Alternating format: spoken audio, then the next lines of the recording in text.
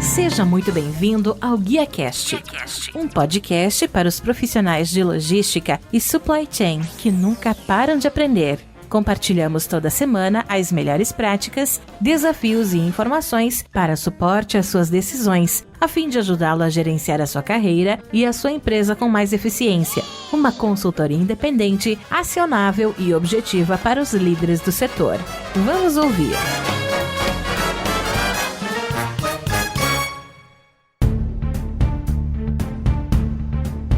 Olá, que tal? Tudo bem? Eu sou o Rodilson Silva e recebemos hoje no GuiaCast Luiz Daniel Montagner, que é diretor de operações e supply chain na Ecolab, empresa que é líder mundial em soluções de serviços de água, higiene e prevenção de infecções. Um pouquinho do background do nosso convidado de hoje. Ele é executivo da área de supply chain com mais de 24 anos de experiência em operações voltadas para a cadeia de suprimentos em diferentes empresas químicas no Brasil e no exterior, em diferentes áreas de atividade, desde saúde, segurança e meio ambiente, qualidade, serviços ao cliente, planejamento, logística, produção, manutenção, instalações e engenharia. Tremendo currículo. Ele é formado em administração de empresas pela Universidade Bandeirante de São Paulo, pós-graduação em gestão empresarial pelo Centro Universitário FEI, MBA em gestão estratégica de negócios pela FIAP, certificação como Lead Auditor, Black Belt, TPM Engineer e Lean Manufacturing Sensei. Currículo exemplar do nosso convidado de hoje. Então, sem mais, vamos trazer aqui para o palco do GuiaCast o nosso convidado de hoje, que é Luiz Daniel Montagner. Daniel, mais uma vez, seja muito bem-vindo aí ao GuiaCast. Muito obrigado por abrir um espaço na sua agenda e me ajudar a fazer mais um episódio. Legal, muito obrigado você, obrigado pela oportunidade de estar aqui, dividindo um pouco das experiências aí na área de supply chain, nessa jornada de digitalização da Ecolab também, vamos falar um pouco disso também hoje, acho bem legal, obrigado pela oportunidade mais uma vez, Rodilson, vamos lá.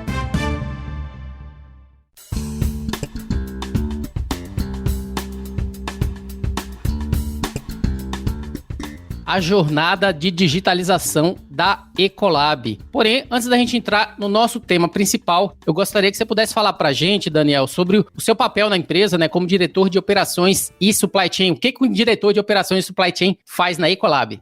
Olha, tem bastante coisa, mas vamos lá.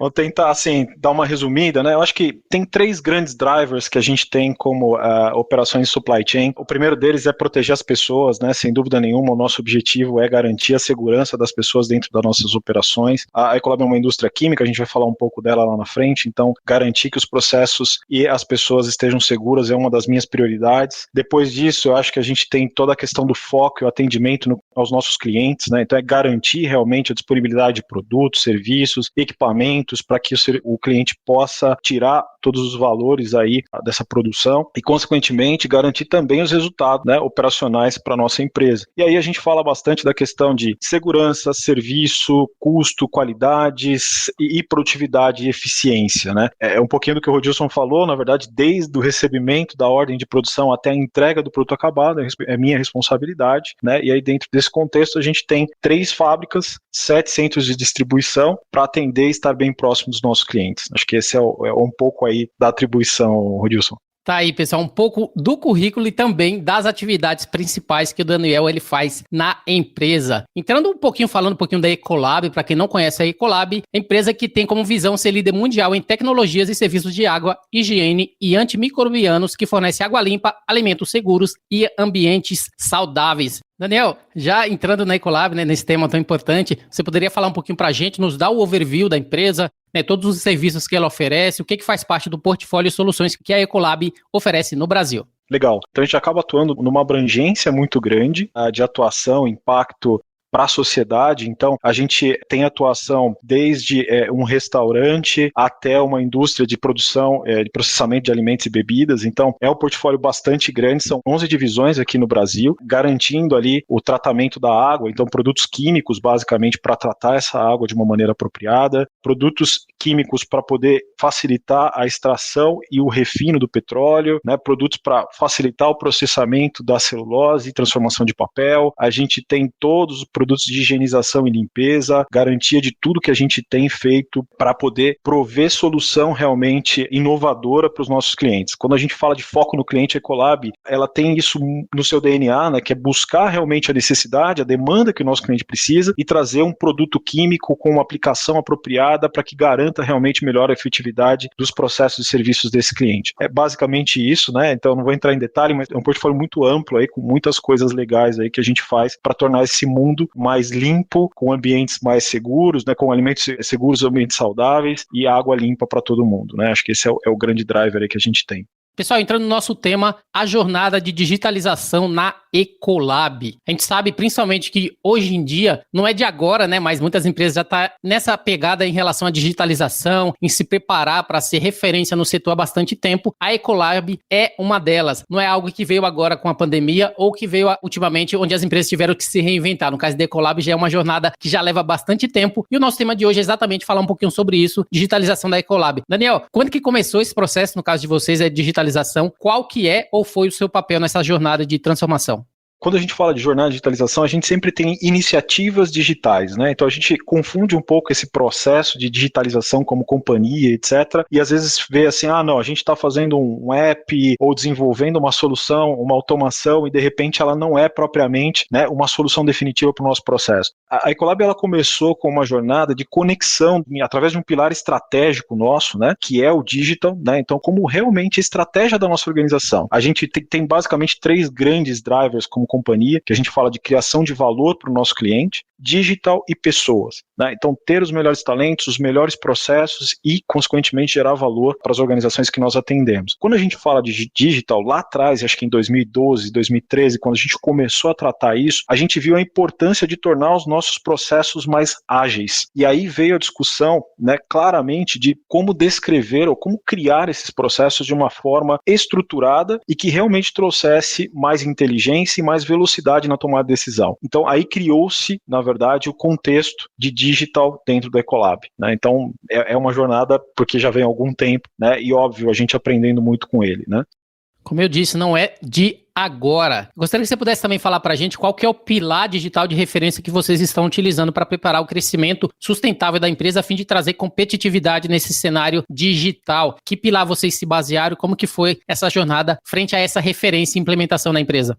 A gente tem algumas questões que são DNA da nossa empresa, né? Então a gente tem também um contexto muito claro de tornar a empresa faster, better and smarter, né? Que basicamente a gente está falando de tornar ela mais rápida, melhor e mais inteligente, né? Sobre um contexto basicamente de momento, de agilidade, de conexão e conectividade. Então, basicamente, a gente desenhou um contexto no qual a gente consiga trazer prioridades para um único fórum e direcionar essas prioridades realmente com plataformas que façam sentido. Não simplesmente trazer, né, o que eu escutei uma vez essa frase, me chamou bastante atenção, você não é colocar um capacete de astronauta num dinossauro. Ele não vai voar, né? Então não faz sentido isso. Eu acho que realmente criar, e aí eu acho que um dos papéis principais da liderança Ecolab nesse momento é criar essa conexão de ter processos mais robustos, mais eficientes e que realmente tragam os propósitos que a Ecolab tem como valores principais. Você falou um pouquinho, né, de toda essa jornada em relação a ser faster, a ser smarter, a ser better. Ou seja, faster é quando você fala um pouquinho da value creation, smart, e vocês falam um pouquinho de digital leverage e better people and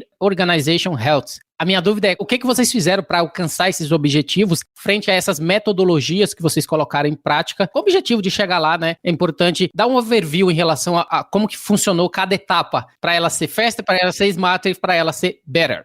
Esse acho que é o grande ponto, né? A gente não pode começar um processo, uma jornada de digitalização sem ter as pessoas certas para isso, né? Então, ou pelo menos preparar essas pessoas para que consigam fazer bem esse trabalho. Então, acho que a gente começa do better para trás, né? No contexto básico é realmente construir uma equipe que tenha o conceito e o DNA de digitalização, de transformação digital, né? E aí, depois a gente vai falar um pouco do Digital Squad, que foi um esquadrão digital realmente criado com o conceito intuito de preparar essas pessoas para receber as iniciativas, as demandas das áreas, né, e transformar isso realmente num processo de digitalização e priorização da companhia. Quando a gente fala, né, basicamente do processo de geração de valor da companhia, como que a gente consegue atingir o nosso cliente aonde realmente importa, né? Então a Ecolab, acho que tem como um driver principal, né, é realmente fornecer soluções que impactem o nosso cliente. Então, para que isso aconteça, não simplesmente olhar para dentro dos nossos processos, mas sim garantir com a conectividade que eu tenho, com a estratégia da companhia, que é criar valor para o nosso cliente, e, na consequência dessa criação de valor, conectar propriamente, né, com aquilo que é o nosso pilar, ou seja, para que a gente consiga criar esse leverage através do digital. Então, é ter pessoas corretas trabalhando nas iniciativas corretas, né, Rudisson, acho que basicamente foi os dois pontos chaves aí para criar o leverage digital. Como a gente sabe, né, todo projeto, não só de transformação, mas planejamento, melhoria contínua, tudo envolve pessoas. E se você começa não envolvendo pessoas, você já está começando errado. Esse exemplo aí de transformação digital, né, associado aí à digitalização da Ecolab, prova exatamente isso, que pessoas é o que faz a diferença dentro desse contexto de qualquer implementação de melhoria. Falando um pouquinho de Digital Squad, né, você meio que pincelou um pouquinho aí no início, esquadrão digital, que a gente sabe que reúne ali a reunião de pessoas, né, das áreas para pensar de maneiras diferentes e trazer inovações e ferramentas digitais. Praticamente, eu até penso, quando eu estava trabalhando em fábrica, parece até um Kaizen, no qual você traz pessoas de diferentes áreas para poder contribuir com diferentes cenários, trazendo pontos de vista diferentes, uma vez que cada uma está inserida em um tipo diferente de setor, e a partir disso, cada uma delas trabalhando juntas, que chega aquele denominador comum, né, de soluções. Quais foram, no caso de vocês, as áreas participantes e como é que funciona essa integração, principalmente a contribuição que cada uma precisa trazer para somar as metas no Squad para os projetos que vocês utilizaram? Ótima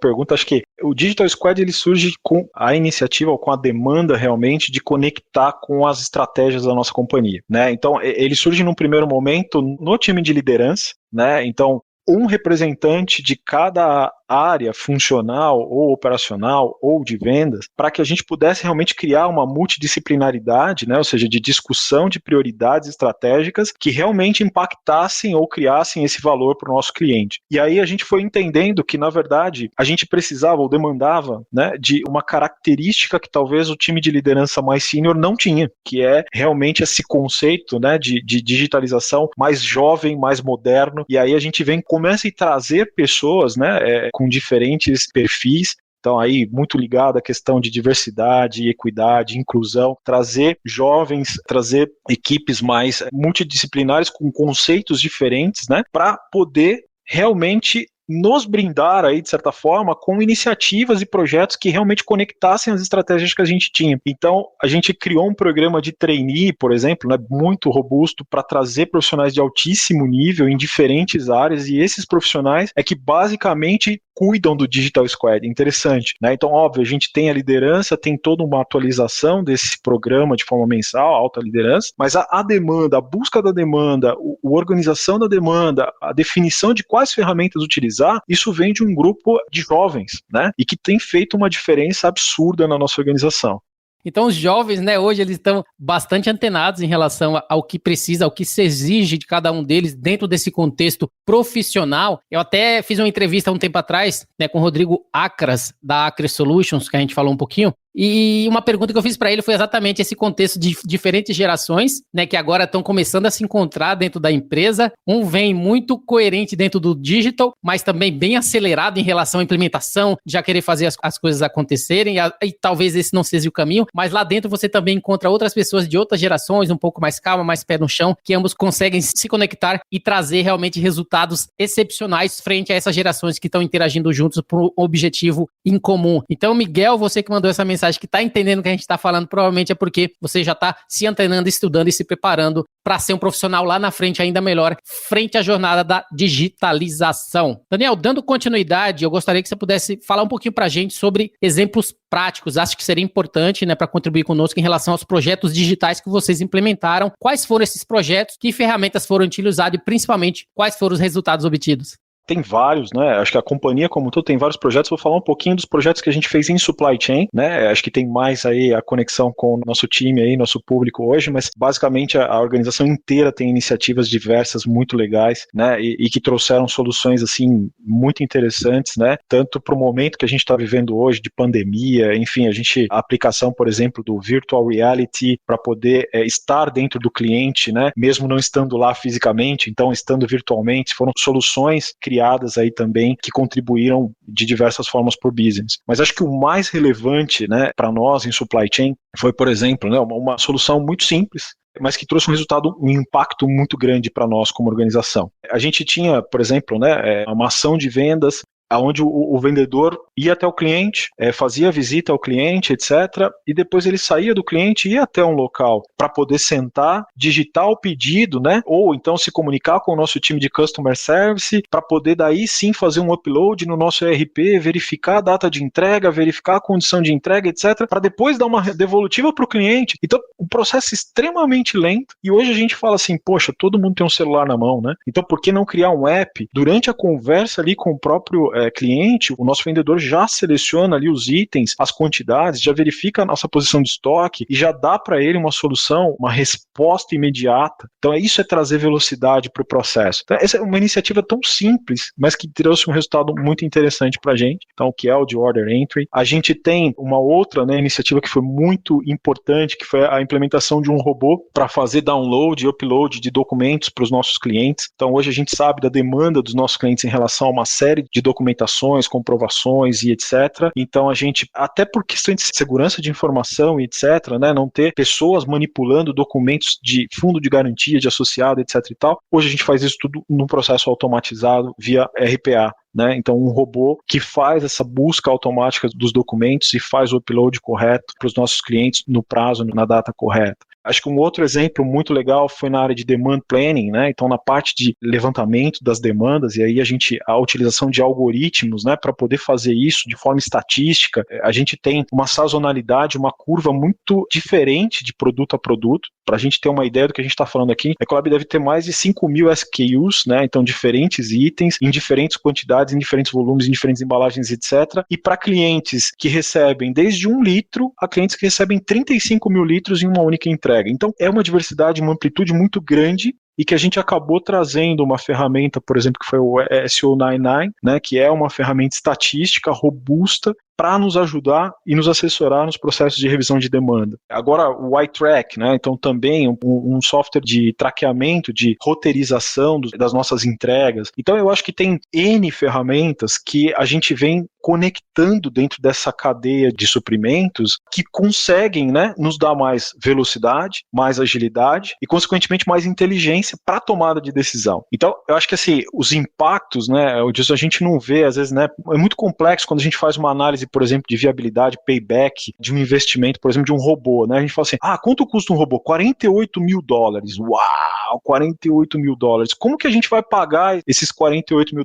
Será que o robô vai substituir 1 ou 2 headcounts, né? E quando a gente começa a fazer essa conta, você fala, puta, não se paga assim tão rápido, né? Por mais que o robô seja eficiente. Mas daí quando você começa a ver a segurança da informação, a garantia da confiabilidade dos dados fornecidos, a satisfação do nosso cliente em receber o documento no prazo correto, sem a determinação e a demanda, eu acho que esse tipo de coisa não tem preço. E aí muito conectado com o que a gente pensa como companhia de retenção dos nossos clientes, dos nossos valores, faz todo sentido, de fato, que a gente faça um investimento para garantir a melhor eficiência operacional para os nossos clientes. E dentro desses projetos que vocês implementaram, né, você falou um pouquinho para a gente sobre pedidos, Order Entry, RPA, o próprio software SO99, o iTrack. Quais foram os marcos durante todo esse tempo, né, que vocês se orgulham em relação aos projetos, os resultados relacionados ao processamento de alimentos, água, papel e celulose? Vocês têm, por exemplo, um projeto em si que você fala, esse daqui foi o projeto em que, se eu tiver que um dia me posicionar como resultado frente ao profissional que eu sou, é esse projeto que eu vou apresentar, porque eu acho que eu tenho muito orgulho deles. Você tem algum exemplo que você poderia estar trazendo para a gente, bem prático de resultado? Eu acho que, por exemplo, o SO99 foi um exemplo bem claro, né? A gente tinha um planejamento, uma programação através de um conceito que a gente chama de runners, repeaters e strangers, né? Perdão pelos termos em inglês, porque a companhia americana acaba utilizando isso no dia a dia, mas basicamente é um conceito nos quais os itens runners são os itens que a gente tinha produção diária. né? Então a gente tem ali um drum beat para poder garantir aquele volume tem que ser produzido para entrega para os nossos clientes. E aí a gente tem os repeaters, que são produtos que têm uma certa frequência, mas não diária, né? Então, de repente, semanal, quinzenal, mensal, então são os repeaters. E os strangers são aqueles itens, de fato, que a gente não tem uma previsibilidade clara, a gente não tem uma percepção clara de expectativas de venda. E, para piorar o cenário, 80%, teoricamente, são strangers, né? Então, assim, o que a gente faz com essa questão? A gente tem que trabalhar de uma maneira estatística, com algoritmos, com algo pensado que nos ajude a direcionar esse plano para garantir, né, que a gente tenha o melhor nível de serviço e a menor quantidade de estoque possível.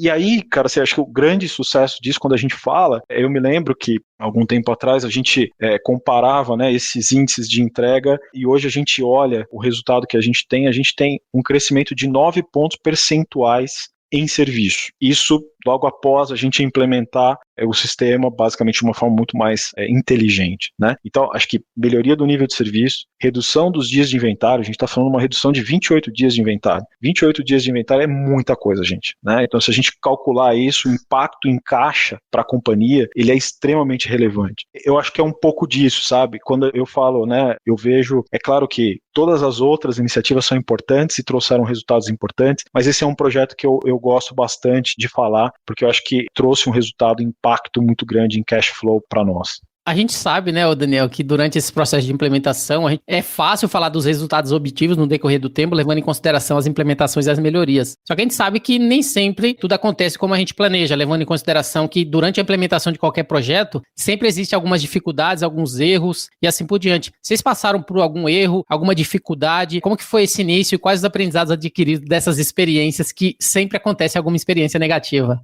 Eu acho que, sem dúvida nenhuma, né, a gente, não diferente dos demais, a gente também sofreu muito para a definição e para o desenho desse processo como um todo de digitalização. Como comentei, acho que, na verdade, a gente tinha muitas iniciativas espalhadas pela companhia, né, meio que spreads out, assim, né, a gente fala assim, cada um saía correndo atrás de uma ação, de uma oportunidade, de algo que entendia que poderia fazer impacto ou ter impacto para a nossa organização, mas ao mesmo tempo não tinha uma conexão com a estratégia. E aí o que a gente começa a perceber é que a gente começa a criar pequenos monstros, né, para poder alimentar ali ao longo do tempo, né? Então você começa a ver, agora eu tenho um software para fazer tal coisa, e você fala, mas quem usa esse software? Ninguém usa o software, mas a gente tem, né? Então assim, mas isso aqui, não. Aí você vai, por exemplo, eu gosto muito desse exemplo, né? Você vai para a área de planejamento e se você vê que o planejador utiliza Excel, tem alguma coisa errada aí, né? Então, eu acho que é coisas desse tipo. Então, a gente fala assim, se a gente busca uma ferramenta que tem que dar o subsídio correto para esse profissional, essa ferramenta, ela tem que ser única, ela tem que ser exclusiva, ela tem que ser utilizada com toda a capacidade dela. Então, eu acho que os nossos erros principais no início, né? E eu falo, por exemplo, nessa parte de demanda, eu me lembro quando eu entrei na companhia em 2012, a gente tinha o JDA, né, que era um outro software. Enfim, a gente teve acho que 3 ou 4 ferramentas que não emplacaram, né? Então, eu te digo assim, com certeza, todos esses fracassos aí nos ensinaram, né, a realmente identificar o que realmente a gente tem de demanda e qual a solução para ela, né? Então, acho que esse é um exemplo, cara.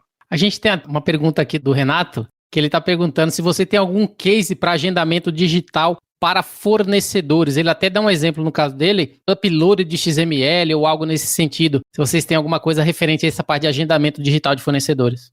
Então, cara, eu sinceramente hoje procurement não é um departamento que está comigo. Não vou me arriscar aqui a dizer para você. Eu tenho certeza que existe alguma coisa sim, mas eu não vou entrar no mérito de te dar aí qual é a ferramenta e qual é a solução, por não ter total domínio aí dessa área. Mas, cara, muito legal a pergunta e, sem dúvida nenhuma, eu posso questionar ali meu amigo Benhar, que é o responsável por procurement hoje, e ver se a gente tem alguma coisa para contribuir aí contigo, cara. A gente falou lá no início, né, quando você citou o exemplo do Better para os objetivos, que é o People in Organization Health, né, a gente falou de pessoas, e a gente sabe que para que esses projetos eles funcionem, ele tem uma validação, né, para que tudo funcione corretamente, uma das iniciativas mais importantes é desenvolver também linhas eficazes de comunicação na empresa, a fim de que todos os participantes possam relatar preocupações, erros, acertos, fazer o sharing ali das informações para que você consiga também ter resultados. Como é que vocês trabalharam nesse processo aí, as pessoas, frente à comunicação tão necessária entre as áreas, né, como você deixou bem claro, são diferentes áreas da empresa que entram nesse processo, na empresa, principalmente referente aos participantes do projeto. Bom, tudo é questão de organização, planejamento do grupo em si, né, da forma de agir com relação a isso. Então, o Digital Squad, ele se reúne mensalmente, né, então o grupo se reúne, ele tem uma frequência de revisão, de reunião, de organização, de priorização. A gente tem o que a gente chama de Digital Talks também, dentro do próprio Teams, né, da companhia, onde o grupo troca informações e mensagens a todo tempo. Então, como que a gente faz aqui, né, às vezes uma simples ação de digitalização, e ali no próprio chat a gente troca uma ideia com o grupo de digital e eles trazem ali uma ferramenta, uma forma de apresentar ou de fazer aquela ação de uma forma diferente. E a conexão com as áreas, ela se dá pelos próprios membros do time. Então, por exemplo, no meu caso, eu tenho uma trainee, que é a Lorena Leme, por exemplo, né, e ela tem essa conexão com o time de Digital Squad e com o meu time de liderança. Então, ela participa das reuniões de liderança do meu time para verificar quais são as demandas e levar essas demandas para o time do Digital Squad. E o Digital Squad, com seu líder, leva também todas as iniciativas, ações, updates para o time de liderança Brasil, né? Então, para todos os diretores ali, teoricamente, uma atualização de quais são os projetos, quais são as iniciativas, quais são as ações principais. Então, existe ali uma governança, né, teoricamente, em diferentes níveis, né, para que a gente possa cobrir realmente todos esses gaps de comunicação aí, Wilson. Isso eu acho excelente, porque em qualquer processo, quando você tem aquela pessoa que a gente chama de accountable, que é a responsável ali por trazer as informações, gerenciar os demais, cobrar as obrigações também relacionadas aos deadlines que tem. Então, acho que você ter uma pessoa que faz isso faz toda a diferença, levando em consideração, né, que às vezes a pessoa está tão inserida ali no seu trabalho que acaba ficando pendente alguma atividade, e essa pessoa que vai fazer as coisas acontecer e realmente cobrar e garantir que aqueles resultados eles venham. Então, pessoal, esse foi o nosso tema, né? Acho que é bastante importante, né? A jornada da digitalização da Ecolab. A gente falou um pouquinho, não somente, né, sobre a Ecolab, mas também sobre essa jornada de transformação relacionada ao crescimento sustentável que eles vêm fazendo, todo aquele objetivo Better, Smarter and Faster, Digital Squad, que é o Esquadrão Digital, os exemplos que foram implementados de Order Entry, RPA, iTrack e também o SO99, falar sobre os projetos também, as realizações. Então, acho que deu para entender um pouco sobre esse conceito de aplicabilidade e a jornada de digitalização na Ecolab. Daniel, mudando de assunto, né? Eu dei uma olhada no teu perfil no LinkedIn, eu vi que você é responsável por 340 pessoas, 8 diretas, responsável também pelo supply chain, 3 sites, 7 centros de distribuição, produção, manutenção, logística, engenharia, melhoria contínua, instalações, serviço ao cliente, segurança, qualidade, planejamento, dá até uma respirada, custos, equipamentos, né? E além dessa jornada de transformação que você falou pra gente, que foi o foco do nosso bate-papo de hoje. Eu gostaria que você pudesse falar um pouquinho, né, do desenrolar da sua trajetória profissional, levando em conta, né, como é que você se preparou para ter tantas responsabilidades, né, e ainda assim participar da jornada de transformação e principalmente estar nessa posição que você ocupa hoje. Legal, não, acho que é excelente o tema, a pergunta, agradeço. Eu, na verdade, eu venho de uma área funcional, né? Eu comecei minha carreira na área de qualidade, eu acho que me encantei ali pelos processos de certificação na época ISO 9000, vivi o boom das certificações no Brasil, e aí acabei participando e trabalhando aí 5 anos e meio, mais ou menos, em uma consultoria, né, de implementação, de avaliação de sistemas de gestão de qualidade, auditoria, implementação. Eu adorava essa área, praticamente, né? Então, tive a oportunidade de conhecer, durante esses 5 anos, 30 e poucas empresas diferentes, com culturas diferentes, com processos diferentes. E dentro delas eu fui entendendo e procurando conhecer um pouco das demandas que essas empresas tinham, né? Então, em relação principalmente a melhoria contínua, e aí fui migrando um pouco minha carreira para a área de melhoria contínua, né? Então fui buscar certificações, os conhecimentos relacionados aí a Six Sigma, a Lean Manufacturing, a TPM, enfim, todo esse contexto de melhoria operacional. E aí, dentro desses projetos e passagens por diferentes empresas, eu acabei indo para a Ecolab, na época para a Nalco ainda, né, no meio do merger entre as duas empresas, para fazer uma padronização dos 13 sites que a gente tinha na América Latina. E foi muito legal, porque a vice-presidência, o cara que me contratou, mudou de função, né, assim, acho que 2 semanas depois eu falei, meu Deus, e agora? Agora eu tô perdido. E de repente, o meu novo chefe falou, não, cara, eu prefiro que você faça um piloto para mim, mostre o valor desse processo, né, na Ecolab dentro de uma fábrica para daí a gente fazer o deployment para as outras. E aí fui ser gerente da planta, né, de uma das plantas da Ecolab, e aí, me encantei com a área operacional, produção, cuidar de pessoas, e aí fui transformando minha carreira ali dentro dessa área de operações e claramente agregando funções e atribuições até chegar aí ao cargo de diretor de operações e supply chain.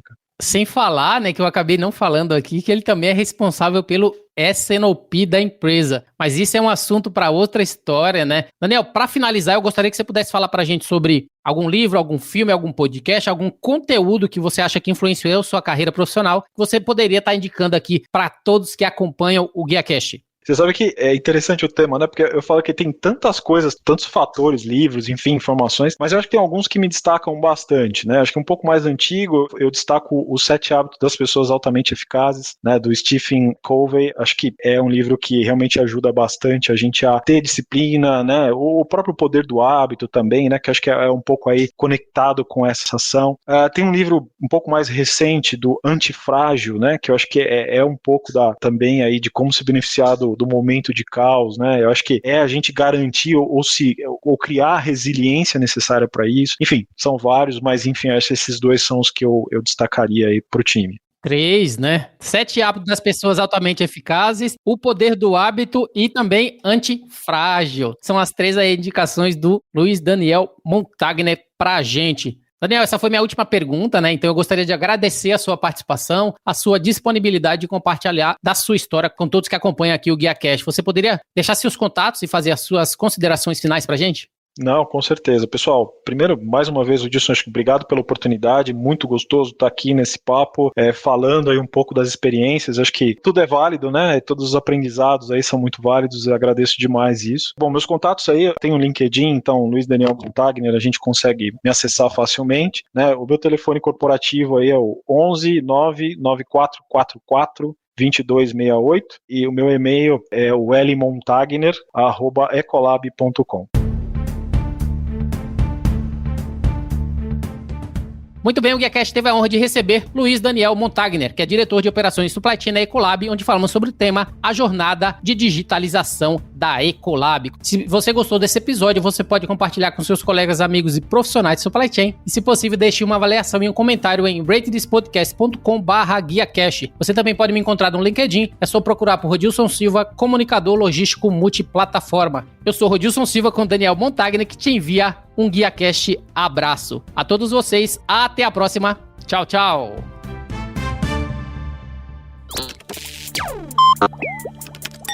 Ecolab.